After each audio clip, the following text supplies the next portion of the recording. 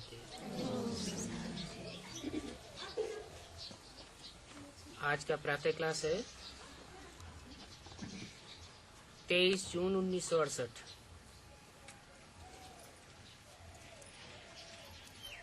रूहानी बाप रूहानी बच्चों को बैठ समझाते हैं।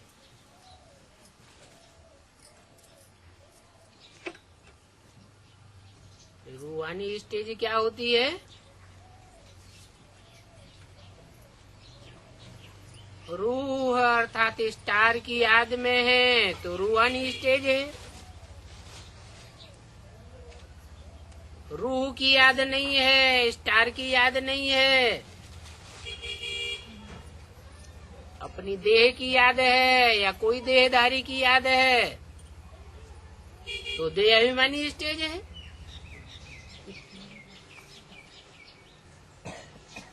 तो देह अभिमानी बच्चों को नहीं समझाते हैं। किसको समझाते हैं? जो अपन को आत्मा समझ करके बैठे हैं। और समझाना भी उनको होता है जिन्होंने कुछ कम समझा है।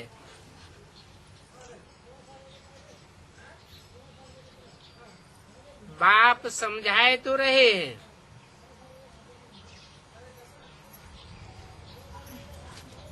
उस समझाने में कोई तो बहुत समझदार बन जाते हैं। बच्चे जानते हैं ये बाबा तो वंडरफुल है,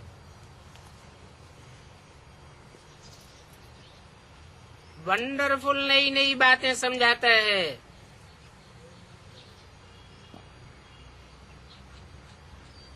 भले तुम यहाँ बैठे हो परंतु अंदर में समझते हो ये हमारा बेहद का बाबा भी है।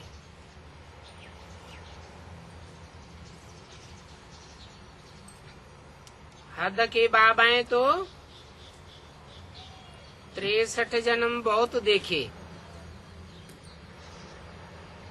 बेहद अर्थात 500-700 करोड़ का बाबा। ये बेहद का टीचर भी है क्योंकि हद की शिक्षा नहीं देते हैं, बेहद की शिक्षा देते हैं। हद की शिक्षा सिर्फ एक जन्म के लिए होती है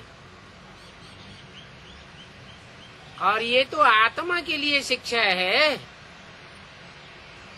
आत्मा का कनेक्शन तो अनेक जन्मों से है, कोई एक जन्म की बात नहीं है। सारे सृष्टि चक्र का आदि मध्य अंत समझाते हैं।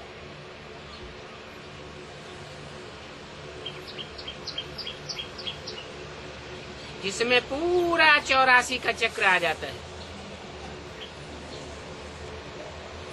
तो ये चक्र का नॉलेज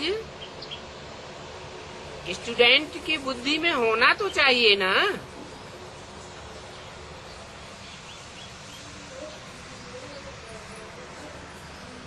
अगर स्टूडेंट्स की बुद्धि में ये चक्र का नॉलेज है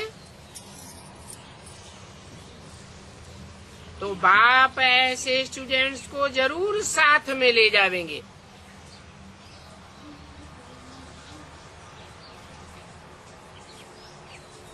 शिव की बारात गाई हुई है। बारात में कोई साथी होते हैं, कोई बाराती होते हैं। साथी साथ साथ चलते हैं, बाराती पीछे पीछे चलते हैं। बाप ये भी समझाते हैं कि ये पुरानी छी दुनिया है, इस दुनिया में बुद्धि योग नहीं लगाना है।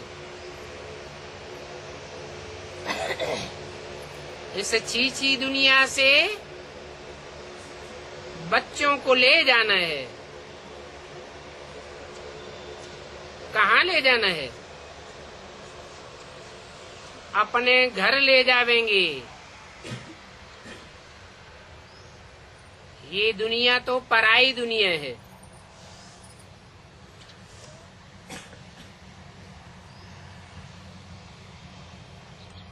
यहाँ तो रावण राज्य है, दुख की दुनिया है। बाप तो सुखदाता है, सुख की दुनिया स्थापन करते हैं।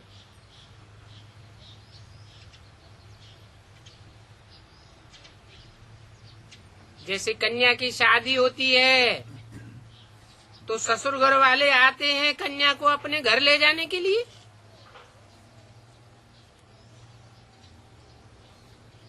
अभी तुम भी यहाँ बैठे हो। बाबा समझते हैं बच्चों को अंदर में जरूर आता होगा कि ये हमारा बेहद का बाबा है।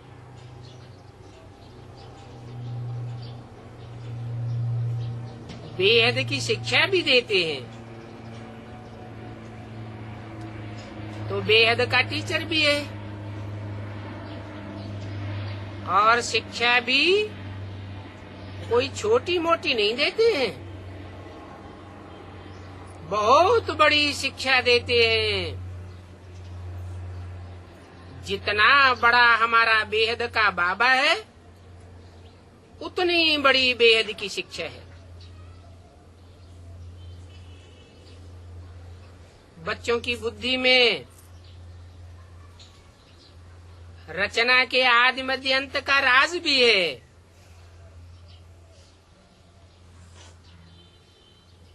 बच्चे जानते हैं कि बाप इस शीशी दुनिया से हम सभी को वापस ले जाते हैं। ये बात भी याद करने से याद हो जाती है। तुम ये भी जानते हो, अच्छी रीति पढ़ने से फिर हम विश्व के मालिक बनते हैं। पढ़ाई में नंबरवार तो होते हैं ना। कोई विश्व के मालिक बनेंगे, कोई विश्व के मालिक के सहयोगी बनेंगे, अर्थात राज्याधिकारी बनेंगे।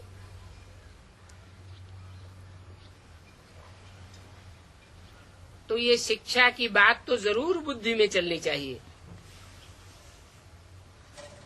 फिर भी पहले बाप को याद करना पड़े, क्योंकि पहले तो बाप मिलता है, बाद में टीचर होता है। तो बच्चे जानते हैं ये हमारा बेहद का रूहानी बाप है। सहज याद दिलाने के लिए बाबा बहुत ढेर सारी युक्तियां बताते रहते हैं। इसके लिए कहते हैं माम एकम याद करो। कोई दूजम को याद करेंगे या अनेकों को याद करेंगे, या जैसे भक्ति मार्ग में सर्वव्यापी समझते चले आए हैं, ऐसे याद करेंगे तो बुद्धि भटकती रहेगी। मन बुद्धि रूपी आत्मा का एकाग्र होना कठिन हो जाता है। अभी तो बाप कितना सहज करके बताते हैं, माम एकम याद करो। इसका अर्थ ये भी नहीं कि मुझे एक बिंदी को याद करो।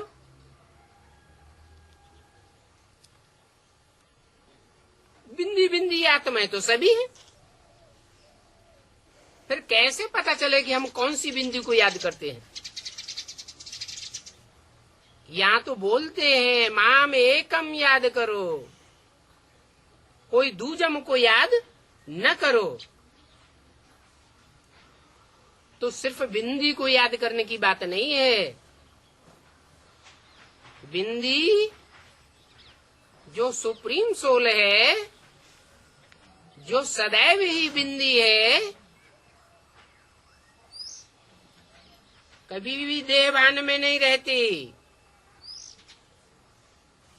उसका नाम ही है सदाशिव। तो कोई मुकर्रर रथ में आता है, एक ही मुकर्रर रथ है, उस इंडिविजुअल में याद करना पड़े, तब कहते हैं मामी कम याद करो। इस याद से तुम्हारे आधा कल्प के विकर्म विनाश होंगे।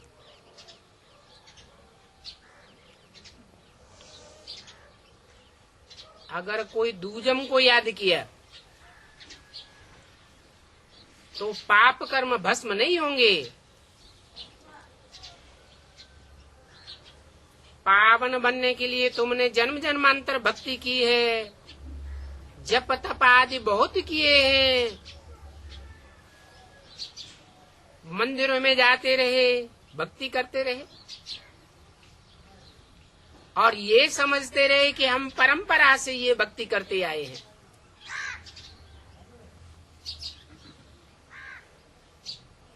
परंतु परंपरा भी कब से, ये शास्त्र कब से बने? पहले भक्ति शुरू हुई या पहले शास्त्र बने?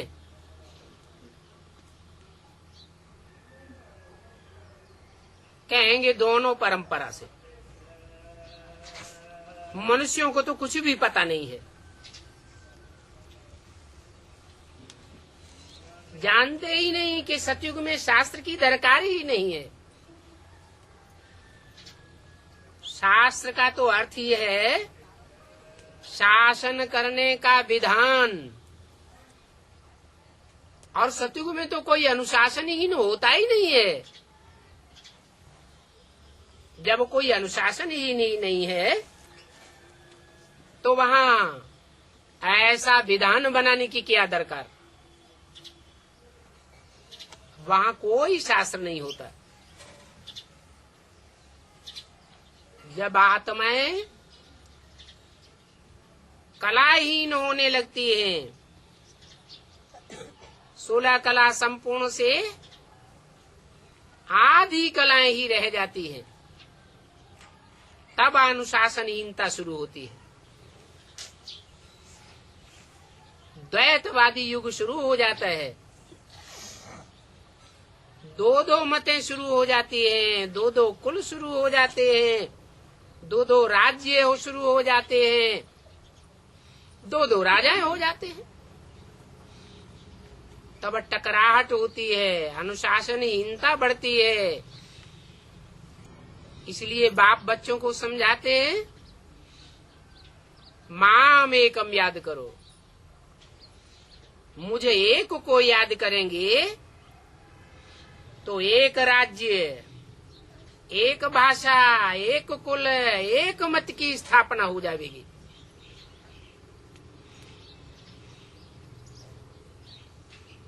और मुकर्रर रथ में याद करना पड़े।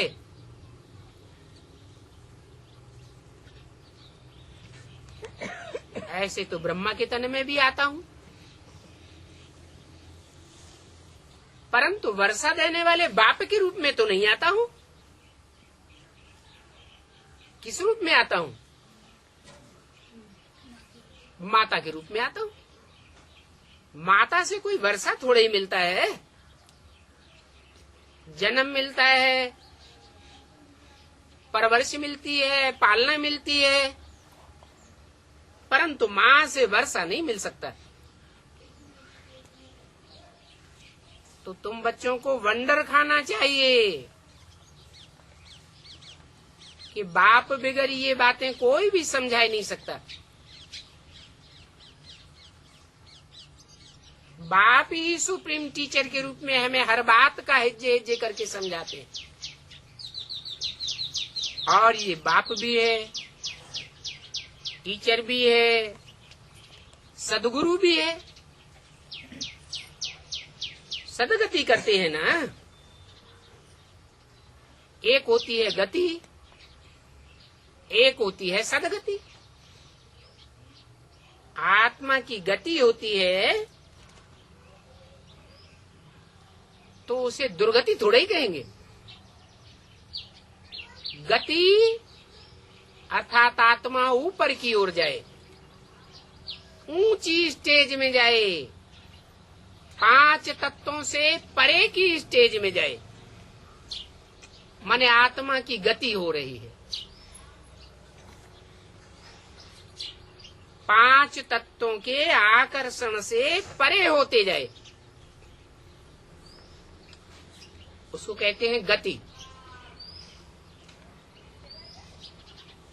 परम धाम में तुम्हारी गति हो जाती है। फिर जिनकी पहले पहले गति होती है, जो पहले पहले परम धाम में जाते हैं, उनकी फिर उसी नंबरवार जिस गति से गए हैं उसी नंबर में सदगति होती है। सदगति कहा जाता है सतयुग को। सत्य के युग में आते हैं तो वहाँ शरीर धारण करते हैं या नहीं? शरीर धारण करते हैं, लेकिन जो शरीर के 5 तत्व होते हैं वो सतो प्रधान होते हैं या रजो प्रधान या तमो प्रधान होते हैं? सतो प्रधान होते हैं, इसलिए उसको सदगति कहा जाता है। आत्मा भी सतो प्रधान और शरीर भी सतो प्रधान मिलता है, उसको कहते हैं सदगति। तो बाप समझाते हैं, ये जो हमारा बाप टीचर सदगुरु है वो सुप्रीम है। दुनिया में कोई भी ऐसा नहीं है जिसका बाप टीचर सदगुरु न होता हो, परंतु हमारा ये वंडरफुल बाप ऐसा है जिसका कोई बाप नहीं, जिसका कोई टीचर नहीं। दुनिया में कोई भी मनुष्य मात्र नहीं है जो हमारे बाप को समझाए। बाप सबको समझाने वाला है, सबका टीचर है, लेकिन बाप को समझाने वाला कोई टीचर नहीं। वो सबका गुरु है, सबको सदगति देते हैं। कम से कम एक जन्म की सदगति तो सबको मिलती है। पहले जन्म में कोई को दुख नहीं मिल सकता। शरीर रहेगा लेकिन दुख नहीं भासेगा। मान लो क्राइस्ट की आत्मा आती है, द्वैतवादी युग में आती है, रावण राज्य शुरू हो जाता है, फिर भी जो भी क्राइस्ट जैसी नई आत्मा आवेगी वो पहले जन्म में दुख नहीं भोग सकती, इसलिए वो प्रवेश करती है, गर्भ जेल में नहीं आती। तो ये हमारा ऐसा वंडरफुल बाप है जिसका कोई माँ बाप नहीं, कोई कह नहीं सकता कि ये शिव बाबा किसका बच्चा है। ये तो सबका बाप है, उसका बाप कौन होगा?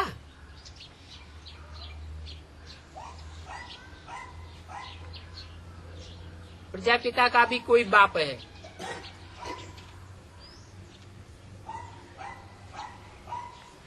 लेकिन ये नहीं कहेंगे कि प्रजापिता का साकार में कोई बाप है। वो नई सृष्टि का बीज है। नर से डायरेक्ट नारायण बनता है। परंतु प्रजापिता वाली आत्मा का भी कोई बाप है या नहीं है? शिव उसका भी बाप है। प्रजापिता को सदा शिव नहीं कहेंगे, शंकर को सदा शिव नहीं कहेंगे, क्योंकि सदैव तो निराकारी स्टेज में रहता नहीं। जो भी आत्माएं हैं सब जन्म मरण के चक्र में आती है। एक हमारा बेहद का बाप है जो कभी भी जन्म मरण के चक्र में नहीं आता है। तो ये बातें बुद्धि में घड़ी घड़ी याद रहें तो भी मन मना भव है। मना ज्ञान का मनन चिंतन मंथन भी अगर बुद्धि में चलता रहे तो ये नहीं कहेंगे कि याद नहीं है। हाँ, फर्स्ट क्लास याद नहीं है, याद तो है। स्टूडेंट टीचर को याद करते हैं तो टीचर की पढ़ाई याद तो आती है ना, पढ़ाई भी याद आती है, फिर पढ़ाने वाला टीचर भी याद आता है। परंतु ये टीचर ऐसा है जो कहाँ खुद पढ़ा हुआ नहीं है, ये सबको पढ़ाता है लेकिन इसको कोई पढ़ाने वाला नहीं है, क्योंकि वो नॉलेजफुल है, ज्ञान का सागर है और मनुष्य सृष्टि का बीज रूप भी है। वो बीज रूप भी पता कैसे चलता है? तब पता चलता है जब वो सदा शिव बाप जो आत्माओं का बाप है वो मुकर्रर रथ में प्रवेश करता है, तब अपना भी परिचय देता है और मनुष्य सृष्टि के पिता का भी परिचय देता है। दोनों एक रूप बन जाते हैं, तब कहा जाता है चैतन्य है। क्योंकि परमधाम में तो सब आत्माएं जड़वत होती है, वहां तो कोई हलन चलन होती ही नहीं। तो चैतन्य होने के कारण बाप तुम बच्चों को सभी कुछ समझाते हैं। समझाना तभी हो सकता है जब बोलता चालता हो। चैतन्य किसको कहा जाता है? बोलते चालते को चैतन्य कहा जाता है। कहते हैं बच्चों,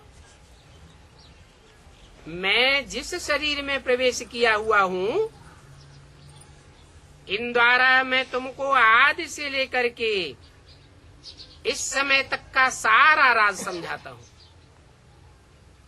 जब से सृष्टि की आदि हुई है ये राज कोई भी नहीं बता सकता। मनुष्यों के पास तो सिर्फ 2500 वर्ष की हिस्ट्री है, उससे पहले की हिस्ट्री का तो किसी को पता ही नहीं है। स्वर्ग क्या होता है, नरक क्या होता है, मनुष्यों को पता ही नहीं। मैं आकर के बताता हूँ। जब समझाता हूँ तो अंत के लिए पीछे कहेंगे, पीछे तुम भी समझ जावेंगे कि अभी अंत आ गया। अभी बाप कहते हैं ये तुम्हारा अंतिम जन्म है, दुनिया का विनाश सामने खड़ा है। तो बुद्धि में उतना बैठता नहीं है, परंतु जब अंत आना होगा तो तुम समझ जावेंगे कि अब अंत आ गया। कर्मातीत अवस्था को भी नंबरवार पहुंच जावेंगे, तब स्वतः ही समझ जावेंगे कि अब अंत आ गया। फिर तुम दुनिया के अंत का आसार भी देखेंगे। अभी तो आसार दिखाई नहीं पड़ता। समझते हैं ऐसा विनाश तो पहले से ही हमेशा से होता चला आया। ये छोटे छोटे विनाश तो होता ही रहता है। तुम्हारी बुद्धि में ये तो है कि पुरानी दुनिया का विनाश तो जरूर होना है। ये विनाश तुम बच्चों ने अनेक बार देखा है और अनेक बार देखते रहेंगे, और पढ़ते भी ऐसे हैं जैसे कल पहले पढ़े थे वैसे ही अब भी पढ़ते रहेंगे। राज्य लिया था, फिर तुमने गंवाया था, अभी फिर राज्य ले रही। बुद्धि में तो है कि हम बाप की पढ़ाई को कितना धारण करते हैं, है कितना सहज। तुम बच्चे समझते हो हम सच्चे सच्चे विश्व के मालिक थे। विश्व किसको कहा जाता है? जहां विश्व धर्म की आत्माएं मौजूद हों। तो सतयुग के आदि में विश्व धर्म की आत्माएं मौजूद होती है क्या?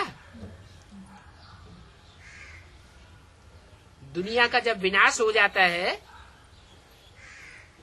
तो विश्व धर्मों की आत्माएं मौजूद रहती हैं क्या? है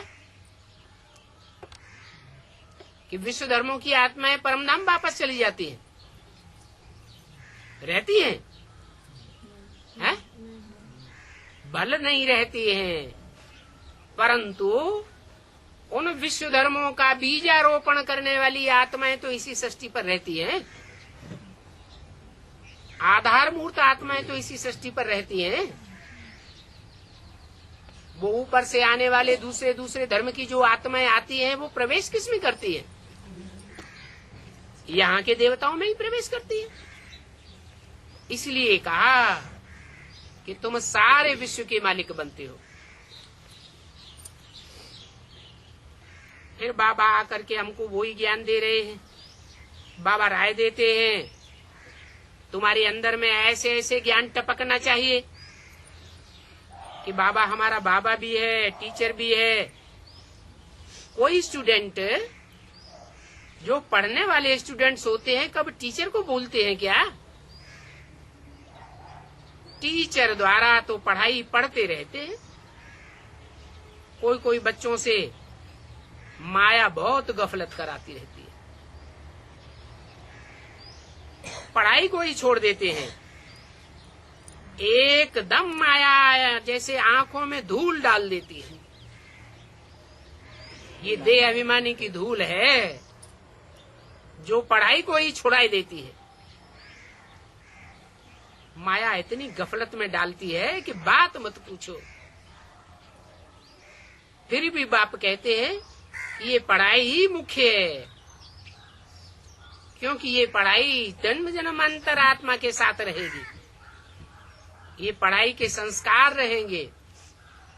जो यहाँ जितनी पढ़ाई को धारण करेंगे वो पढ़ाई जन्म जन्मांतर काम आती रहेगी। 21 जन्म तो पक्का है।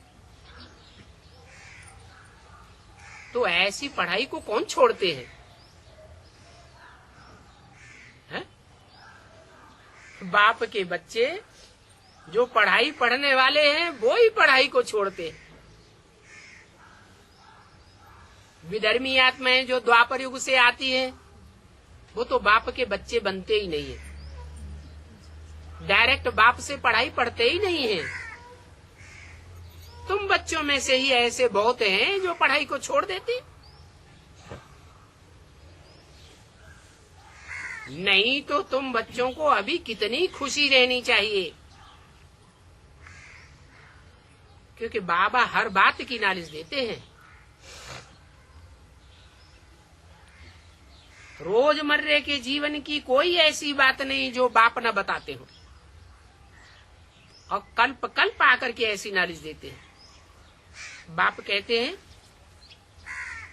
कम से कम इस रीति तो मुझे याद करो, जिस रीति मैं बताता हूं। कल पहले भी तुम बच्चे ही समझे थे, औरों ने समझा ही नहीं था। जो दूसरे धर्म में कन्वर्ट हो जाते हैं वो तो पूरी पढ़ाई पढ़ते ही नहीं है, यहां भी कन्वर्ट होते रहते हैं। आज बात मानेंगे, बाप मानेंगे, कल नहीं मानेंगे। तो उनका तो कोई बाबा है ही नहीं, बाबा तो तुम बच्चों का है और तुम्हारा बेहद का बाप है। ये वंडरफुल बात है। अच्छा बताओ, मेरा कोई बाबा है? शिव बाबा किसका बच्चा है? बच्चे समझते हैं कि हम तो बेहद के बाप के बने हैं। बेहद के बाप की पढ़ाई भी वंडरफुल है। जो पढ़ाई इस समय के सिवाय और कब भी पढ़ते नहीं है। सिर्फ तुम ब्राह्मण बच्चे ही पढ़ते हो और ये भी जानते हो कि बाप को याद करते करते ही हम पावन बनेंगे। एक बाप की याद से ही पावन बनेंगे।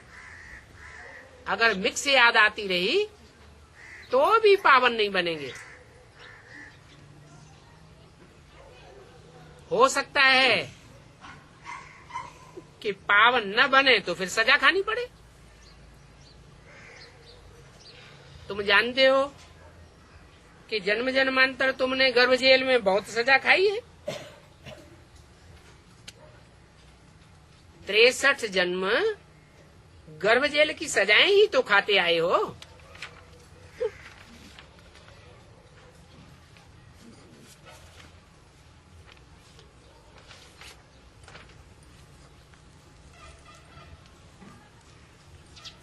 गर्भ जेल में बहुत सजाएं खानी पड़ती हैं, परंतु वहां सजाओं का अंत नहीं होता। फिर भी कुछ न कुछ पाप कर्म रह जाते हैं जो अगले जन्मों में ट्रांसफर हो जाते हैं। 23 जून 1968 की वाणी का दूसरा पेज। वहां सभा बैठती है, सभी साक्षात्कार करते हैं, क्योंकि साक्षात्कार बगैर तो कोई को सजा दे ही नहीं सकते। पाप कर्मों का साक्षात्कार होता है। कौन से जन्म की बात है? संगम युग में ही पाप कर्मों का साक्षात्कार होता है कि ये पाप कर्म तुम्हारे रहे हुए हैं। याद से तुमने उन पाप कर्मों को काटा नहीं है तो साक्षात्कार जरूर कराते हैं। नहीं तो मुझ पड़ेंगे कि हमको सजा क्यों दिलाते हैं, ऐसी सजा हमको क्यों मिलनी चाहिए। अब बाप को तो मालूम रहता है कि इन बच्चों ने क्या क्या पाप कर्म किए हैं। तो साक्षात्कार के बगैर सजा देना ये कायदे के विरुद्ध है, ये कायदा नहीं है। आत्मा को बाप के सामने अपने पापों का अंजाम करना पड़े, स्वीकार करना पड़े कि हमने ये पाप कर्म किए और अभी भी ये पाप कर्म बकाया है। बाप साक्षात्कार कराते हैं किसने यह पाप किया है, ये भूल की है। सभी प्रकार के साक्षात्कार करते हैं। उस समय ऐसा फील होता है जैसे कि इतने ढेर सारे जन्मों की रही हुई सजा हम खा रहे हैं। तो जैसे कि सभी जन्मों की इज्जत चली जाती है। अनेक जन्मों का साक्षात्कार हो जाता है। तो बाप कहते हैं, मीठे मीठे बच्चों, अभी अच्छी रीति पुरुषार्थ करना है। अच्छी रीति पुरुषार्थ करेंगे तो फिर सजाएं नहीं खावेंगे। बल स्वर्ग में तो सभी जावेंगे, पुरुषार्थ करने वाले बच्चे स्वर्ग में तो जावेंगे ना, परंतु वहां भी जाकर के नीच पद पाया तो इससे साबित होता है कि सजा खाई है। एक तो सजा भी खाते हैं, दूसरे पद भी नीचा हो जाता है। तो बाप कहते हैं अगर सजा खाई, यहाँ संगम युग में पुरुषार्थ कर रहे हैं, पढ़ाई पढ़ रहे हैं, पूरी पढ़ाई न पढ़ी, सजा खाई, तो वहां भी ऊंच पद नहीं पा सकेंगे। जन्म जन्मांतर का घाटा पड़ जाता है। तो तुम बच्चों को श्रीमत पर पुरुषार्थ करना है, अपनी मनमत नहीं चलानी है। इसलिए कहते हैं कि कदम कदम पर श्रीमत लेते रहो। ऐसा न हो कि मनमत के कारण अपने पाप कर्म बढ़ाते रहो। 16 कला संपूर्ण बनना है ना। कलाएं आत्मा की बढ़नी चाहिए या घटनी चाहिए। संगम युग में पुरुषार्थी जीवन तो है। अभी तो कलाएं बढ़ाने का टाइम है, अभी घटने का टाइम नहीं है। तो 16 कला संपूर्ण बनने के लिए याद की मेहनत करनी है, देखना है। हम कोई को दुख तो नहीं देते, सुखदाता बाप के बच्चे हैं तो सुख ही देंगे ना। रावण के बच्चे दुख देंगे, राम के बच्चे सुखदायी होने चाहिए। बहुत गुलगुल बनना है। ये तुम्हारी आत्मा की पढ़ाई बाप पढ़ाते हैं। आत्मा जो यहाँ पढ़ाई पढ़ती है, ये पढ़ाई तुम्हारे साथ चलेगी, जन्म जन्मांतर तक साथ चलेगी। ऐसे इस पढ़ाई के संस्कार अभी धारण करने हैं। ये तो जानते हो, हद की दुनिया में भी पढ़ाई से मनुष्य बैरिस्टर, इंजीनियर आदि बनते हैं।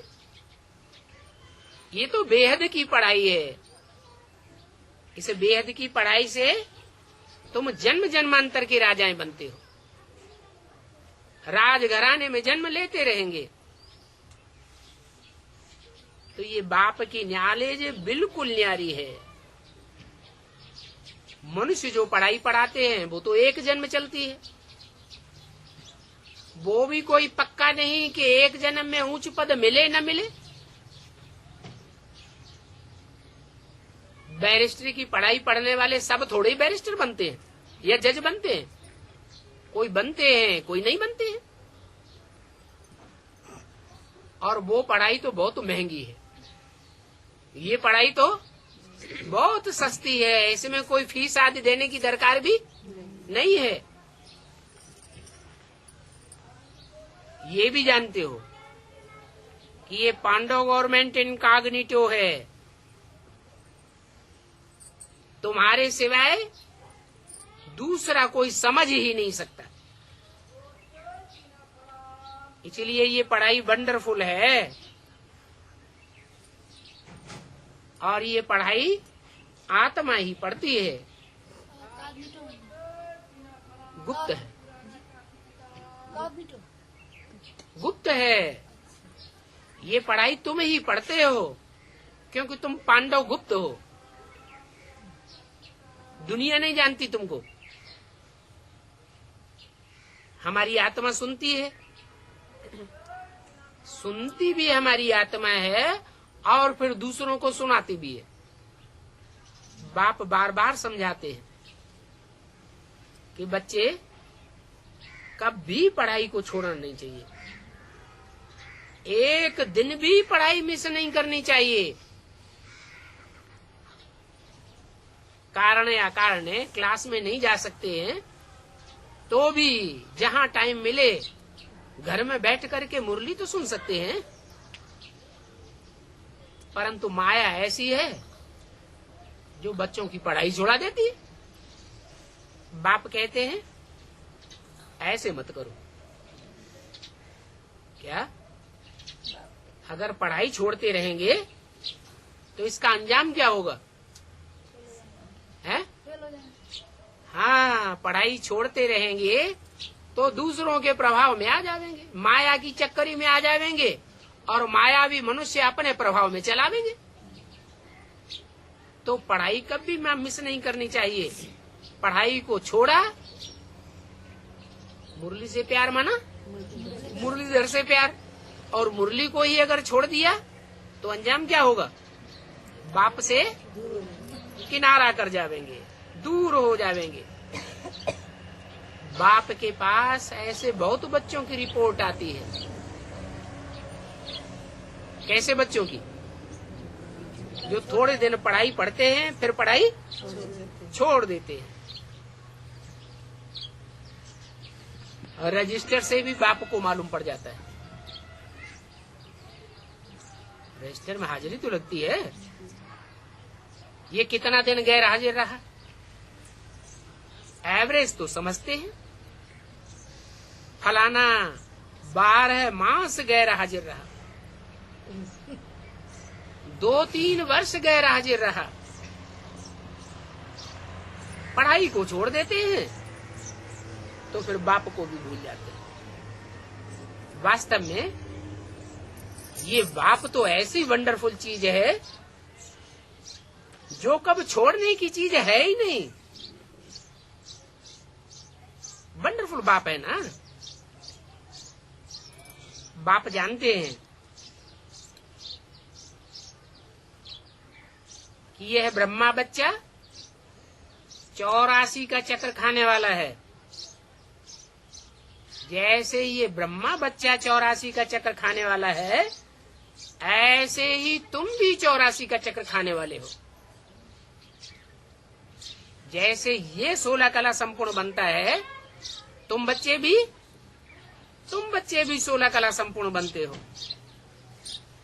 तो कहते हैं तत्वम, जैसे यह बनता है वैसे तुम भी बनते हो। तुम भी इनके साथ रहते हो। किनके? नहीं, इनके साथ रहते हो। माना रामकृष्ण की आत्माओं के साथ तुम बच्चे भी रहते हो। ये जन्म जन्मांतर का तुम्हारा ही पार्ट है। बहुत बच्चे ऐसे समझते भी हैं क्या कि हमारा अनेक जन्मों का पार्ट बाप दादा के साथ है। तो ये जैसे कि एक खेल हो जाता है। ये ड्रामा, ये दुनिया एक प्रकार का खेल है। इस खेल में कोई बच्चे हैं जो हीरो हीरोइन के साथ जन्म जन्मांतर पार्ट बजाते। तो ये भी जानते हो कि खेल की बात कोई को सुनाने से झट याद रह जाती है। खेल तो सबको अच्छा लगता है ना। वो खेल की बातें कभी भूलती नहीं है। ये भी अपना अनुभव सुनाते हैं। कौन? ब्रह्मा बाबा। छोटेपन में वैराग के ख्यालात आते थे। कहता था इस दुनिया में तो बहुत दुख हैं।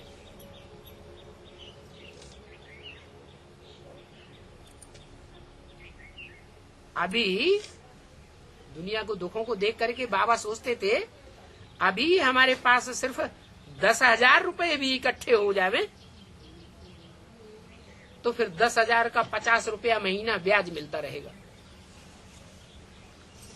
बस इतना ही बस है। ज्यादा ऐसे दुख की दुनिया में हम बुद्धि क्यों लगावें? फिर हम स्वतंत्र रहेंगे।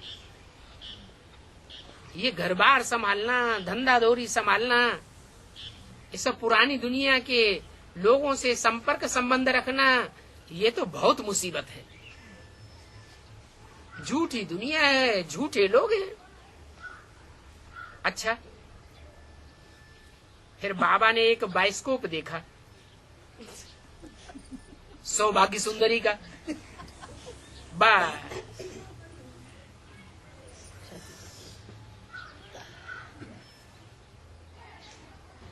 क्या हुआ? बस बैराग की सारी बातें उड़ गईं। तो बाप कहते हैं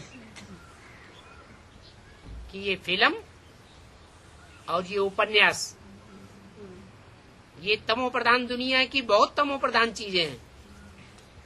इनके संग के रंग में कभी नहीं आना चाहिए। अगर थोड़ा भी इन बातों के संग में आए तो संग का रंग जरूर लग जाएगा। सबसे जास्ती आत्मा का पतन होता है बाइस्कोप देखने से। बाइस्कोप माने जो सिनेमा हॉल में जाकर के फिल्म देखते हैं, वो फिल्म टीवी में भी देख सकते हैं। टीवी में घर में बैठ करके देखेंगे तो वाइब्रेशन कुछ और होगा, और सिनेमा हॉल में जाकर बैठ करके देखेंगे तो वाइब्रेशन दूसरा हो जाएगा, क्योंकि वहां तो गलीज से गलीज लोग जाकर के बैठते हैं। ऐसे तो घर में भी बैठ करके फिल्म नहीं देखना चाहिए, क्योंकि फिल्म में जो भी बातें आती हैं उन बातों से विदेशीयता की बदबू आती है या नहीं आती है? विचार को बढ़ाने वाली बातें देखने को मिलती हैं या सदाचार को बढ़ाने वाली बातें मिलती हैं?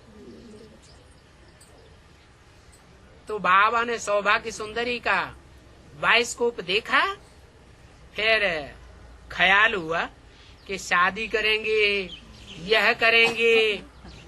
एक ही थप्पड़ लगा माया का और सारी कला काया चट्ट हो गई। सारे वैराग्य के जो वाइब्रेशन थे वो सब उड़ गए। था तो गावड़े का छोरा ना। तो अभी बाप कहते हैं, बच्चे ये तो सारी दुनिया नरक है। जैसे बाइस्कोप में गंदे वाइब्रेशन रहते हैं, वो तो उस समय की बात थी, और अभी तो ये सारी दुनिया नरक है। और फिर उसमें भी, इस नारकीय दुनिया में भी ये नाटक चल रहा है। ये नाटक भी नरक है। ये दुनियावी वाइब्रेशन, दुनियावी कथा कहानियां, दुनियावी जो सामाजिक दृश्य हैं, वो देखने से ही वृत्तियां खराब हो जाती हैं। टीवी में ऐसे सामाजिक सीरियल बहुत आते हैं ना। बाप कहते हैं इन सीरियल्स को भी अगर देखते रहेंगे तो भी वृत्ति खराब होती रहेगी। अखबारें पढ़ते हैं, उन अखबारों में अच्छी अच्छी माइयों के चित्र देखते रहते हैं, तो उस तरफ की वृत्ति तो जाती है ना। अब उन माइयों का जैसा जीवन चरित्र होगा वैसा उनको देखने से असर भी पड़ेगा। बुद्धि में आता रहता है, ये तो बड़ी अच्छी खूबसूरत है। ये दुनियावी खूबसूरती बुद्धि में तो आई ना। वास्तव में ये भी वैश्यालय के छी ख्याल आते हैं, विचारी बनाए देंगे। बाप कहते हैं ये वैश्यालय की दुनिया तो अब खत्म हो जानी है। ये वैश्यालय खलास हो जाएगा। वैश्यालय में वैश्याएं बहुत दुखी होती हैं, और दुखी कौन करते हैं? वैश्याएं दुखी होती हैं। वैश्याओं को वैश्या बनाने वाले तो लंपट ही होते हैं। इसलिए अभी तुम और सभी भूलें मत करो, माम एकम याद करो। ऐसे ऐसे गंदे चित्र भी तुम क्यों देखते हो जिनका जीवन चरित्र बहुत खराब है? ये सभी बातें तुम्हारी वृत्ति को नीचे ले जाएंगी। ये जो कुछ देखते हो इस दुनिया में वो सब कब्र दाखिल हो जाना है, कुछ भी नहीं रहेगा। जो कुछ इन आंखों से देखते हो वो सब खलास हो जाने वाला है। तो विनाशी को देखना चाहिए क्या? अविनाशी दुनिया सामने खड़ी है, तुम्हारी बुद्धि में आया तो है ना कि नई दुनिया आने वाली है, तो नई दुनिया को याद करो। वो नई दुनिया इन आंखों से तो दिखाई नहीं पड़ती। कैसे दिखाई पड़ती है? बाप ने जो ज्ञान का तीसरा नेत्र दिया है, उस तीसरे नेत्र से तुमको ये दुनिया दिखाई देगी। तो नई दुनिया को देखो, बाप को देखो। बाप की पहचान नॉलेज से होती है। तीसरा नेत्र तुमको बाप की नॉलेज देता है। इन आंखों से तो कोई बाप को देख भी नहीं सकता। क्या मनुष्य सृष्टि के बाप को भी कोई नहीं देख सकता इन आंखों से? और जो आत्माओं का बाप है, उस आत्माओं के बाप शिव को भी कोई नहीं देख सकता इन आंखों से। एक तो ज्ञान का तीसरा नेत्र ही है जो बाप आकर के देते हैं, तो काम में लाना चाहिए ना। तो इन सभी बातों से ममत्व मिटाए दो। इस दुनिया के सभी शरीर छीछे पुराने हैं, इसलिए बाप कहते हैं कि ये शरीर तो सड़ते जावेंगे और तुम पुरुषार्थी बच्चों की आत्मा पावरफुल होती जाएगी। जब आत्मा पावरफुल होगी तो शरीर क्यों चढ़ते जावेंगे? क्योंकि दुनिया के जो 5 तत्व हैं, जड़ तत्व हैं, वो पहले सुधरेंगे या आत्मा पहले सुधरेगी?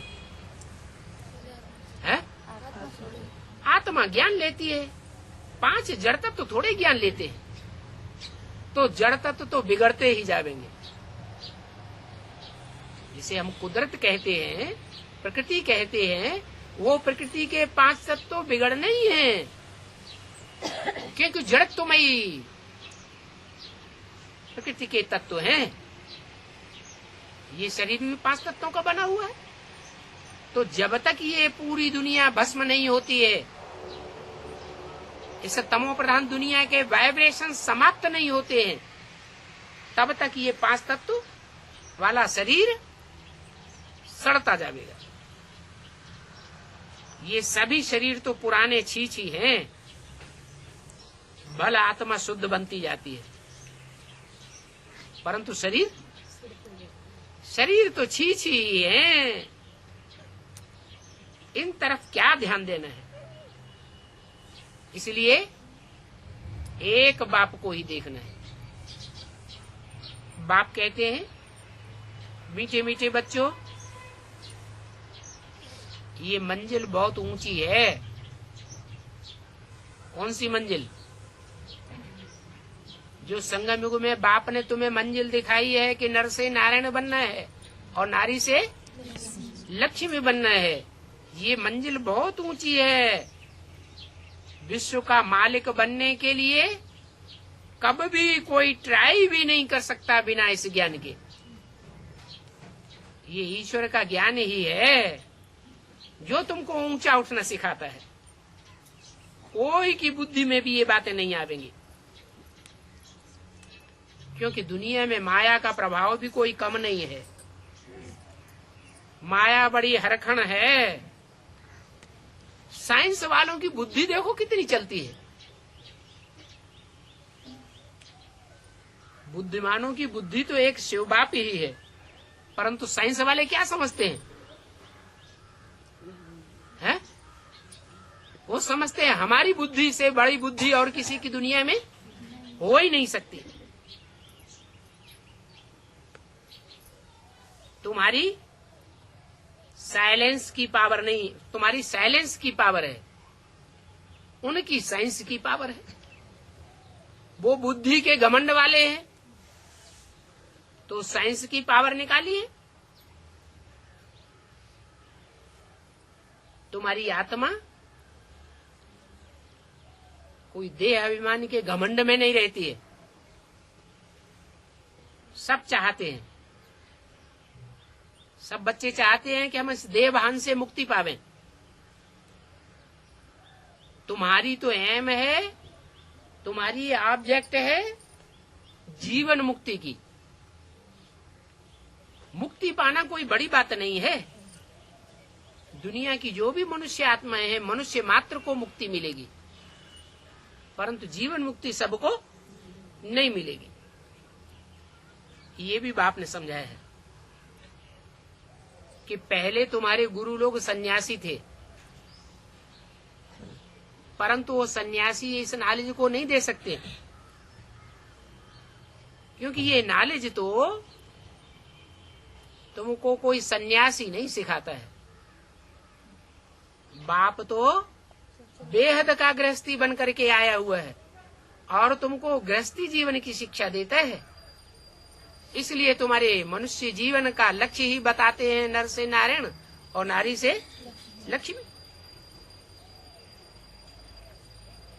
तो विवेक भी कहता है कि वो सन्यासी तो कोई को नहीं समझा सकते कि गृहस्थी जीवन क्या होता है। तुमको तो गृहस्थ में रह करके पवित्र बनना है। क्या ब्रह्मा कुमारियां सन्यासी है या गृहस्थी है? वो भी सन्यासी है। जो खुद ही सन्यासी है वो गृहस्थी जीवन का लक्ष्य कैसे दे सकते? बाप तो आकर के गृहस्थी जीवन का लक्ष्य देते हैं। तुमको लक्ष्मी नारायण जैसा पवित्र गृहस्थी जीवन बिताना है। साथ में रहते भी, साथ में सोते भी, खाते भी, खेलते भी तुम पवित्र बन करके दिखाते हो दुनिया वालों को। सन्यासी तो ऐसा कर न सके। तो तुमको गृहस्थ में रह करके पवित्र बनना है, राजाई भी लेना है। वो सन्यासी से ये बात कह ही नहीं सकते कि हम राजाई लेंगे। भक्ति में मनुष्य बहुत टाइम वेस्ट करते हैं।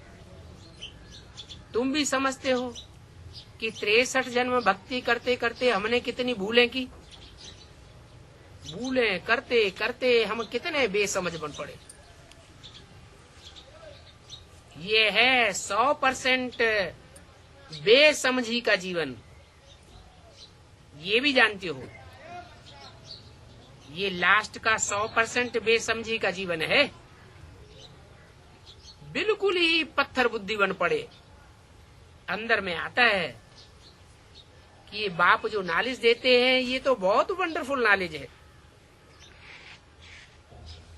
इस नॉलेज से हम क्या से क्या बन जाते हैं। पत्थर बुद्धि से पारस बुद्धि बन जाते हैं।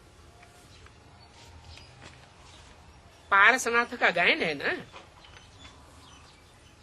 कहाँ मंदिर है पारसनाथ का? है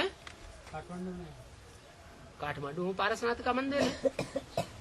तो जहाँ यादगार है वहाँ वालों को तो ज्यादा याद होगा कि बाप हमको आकर के पत्थर बुद्धि से पारस बुद्धि पहले पहले बनाते हैं। जो ओटे सो अर्जुन कहा जाता है। अर्जुन पहला नंबर था या दूसरा तीसरा नंबर था? जो ओटे सो पहला नंबर। तो तुम बच्चों का खुशी का पारा बहुत चढ़ता है क्या कि पत्थर बुद्धि से पारस बुद्धि हम पहले बनते हैं। इतने पारस बुद्धि बनते हैं कि अंग्रेजों ने सारी दुनिया पर राज्य किया क्या, लेकिन नेपाल के ऊपर राज्य नहीं किया। कारण क्या? कारण है एक तो होते हद के नेपाली और एक होते हैं बेहद के नेपाली। नेपाली का मतलब ही है नई दुनिया की पालना करने वाले। तो जिन्होंने नई दुनिया जो बाप आकर के स्थापन करते हैं उसकी पालना की जिम्मेवारी ली है, वो तो पहले पहले पत्थर बुद्धि से क्या बनने चाहिए? पारस बुद्धि बनने चाहिए। तुम जानते हो हम सतो प्रधान से तमो प्रधान में कैसे आए, फिर सतो प्रधान बनने के लिए बाबा हमको कितनी युक्तियां समझाते हैं, हमको समझाते हैं और धर्मों में कन्वर्ट होने वालों को नहीं समझाते। ओम शांति।